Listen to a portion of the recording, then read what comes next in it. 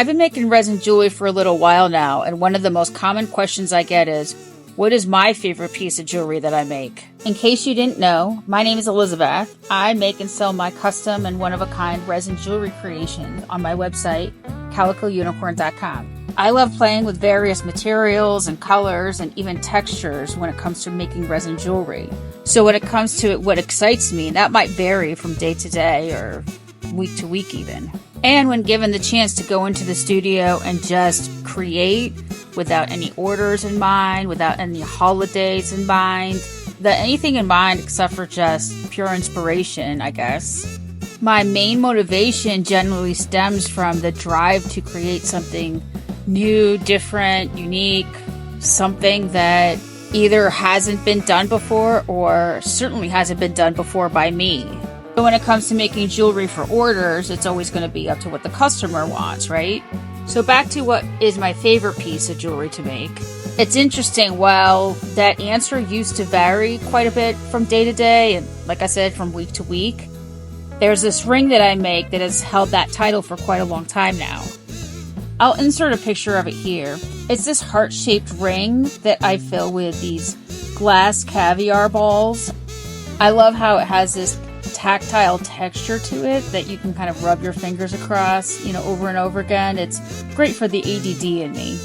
One of my favorite customers ordered that ring last year and wanted something different, but still using those glass balls.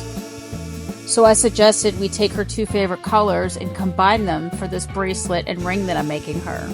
She didn't know it at the time, but she does now because she's already received her order.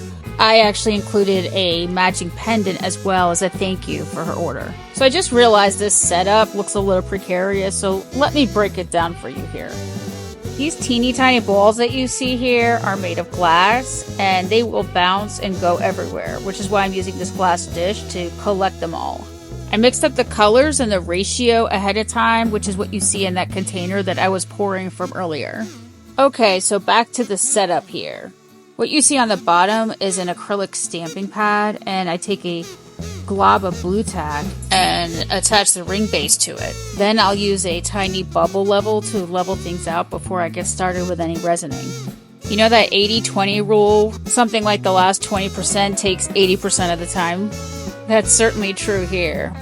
Although I start off by dumping the balls in, I definitely have to spend a bit of time here kind of placing the ones where I want, color-wise and size-wise, because you may not be able to tell, but these are actually sized in a lot of different sizes.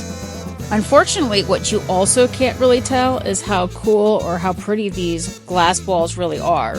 They are iridescent, so they sort of act like ghost or interference colors, where they really pop when you put something dark or reflective underneath. I'm just going to strategically place some more balls wherever I want to get the right look I'm going for here. Here's the pendant that I made to go along with it, and if you look up closely, you can see the texture in it. It's smooth and nubby at the same time and makes you want to rub your fingers across it. And here they are up close and in better light. What do you think? Does this nubby texture make you want to rub your fingers across it?